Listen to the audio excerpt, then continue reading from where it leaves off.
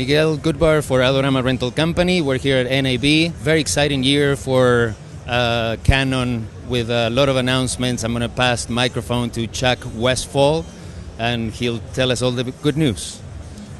Thank you, Miguel. So here at NAB 2012, we're actually expanding our Cinema EOS system pretty substantially. We had introduced the C500 in November and started shipping it in January as our first real professional HD camcorder with interchangeable lenses. And so what we've done now here at the show is to go the next step with the EOS C500, which is our new flagship model that does 4K. And it does raw 4K all the way up to 60p. Can also do quad HD and 2K and full HD. So really a full range of output options. So whatever the project is, the C500 is going to do a fantastic job in terms of images. Of course, it's compatible with all of our EF lenses, including not only the SLR lenses, but also the new Cinema EOS lenses, which I think are probably the best suited for that camera in terms of the overall optical quality and also the other mechanical things that a professional cinematographer is going to be looking for, with the iris control and the focus control, the gearing for the rigs, and so on and so forth. So that EOS C500 is a development announcement. We don't know exactly what the price will be, but we expect it to be out this year, and we're looking forward to getting that out in the market to really make a big statement as to the direction of Canon, and also what we see as the direction of the entire cinema industry from HD into 4K. Now, in addition to the EOS C500, we're also doing the EOS 1DC, which is our digital cinema SLR.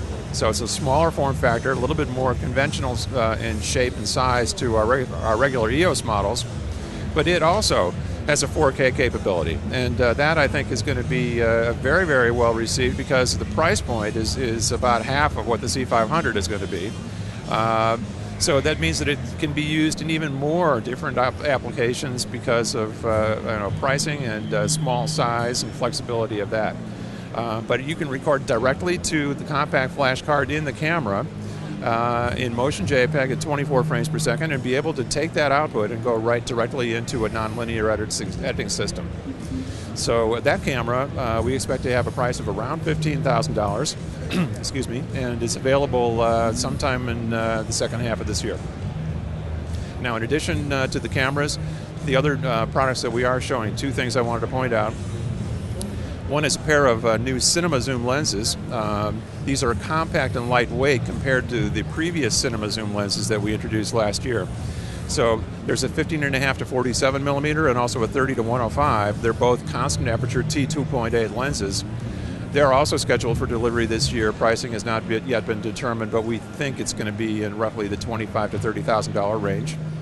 And the real kind of a sleeper product here for us that not many people may know about yet is the fact that we have our development announcement of our 4K displays. So for editing on 4K video, to be able to see the quality of the footage the way that it's intended to be, the 4K display that we're showing here is an absolute perfect way to do that. And this is a little bit of an early stage for us, so we really don't have much in the way of information about pricing. But here at the show, people will be able to see it. It's a 30-inch LCD panel with 4096 by 2160 resolution. Where does the 1DC fit into the workflow of the new C series, the 300 and the C500? Well, the 1DC basically is our first EOS camera that is actually designated as a Cinema EOS product. So it is actually movie first and still second, which is that's a distinction between some of the other EOS cameras that we have that are stills first with a movie option. Now, this camera is a good complement to cameras like the C300 or the C500, but we anticipate that it will be used as more often a B camera as opposed to a main camera, although it could fulfill either role. And what about the C300 and C500, and how the different markets and how they're going to be working together, if it's for different audiences and Sure. difference between those two? Why introduce now? Sure. About the two of them? Well, the C300 as a full HD is just exceptional in terms of its overall feature set and quality, and I think that especially for television production, it's probably one of the ideal products out there right now, especially for high quality commercials or TV episodes.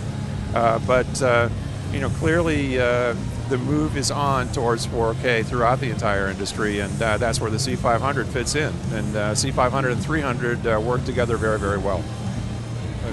All right, Jack, thank you very much for the time. Thank you, Miguel. Thank you.